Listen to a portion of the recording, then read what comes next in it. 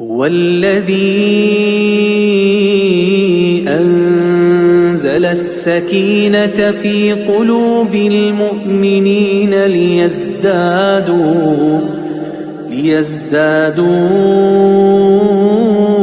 إيمانا مع إيمانهم ولله جنود السماوات والأرض وكان الله عليما حكيما.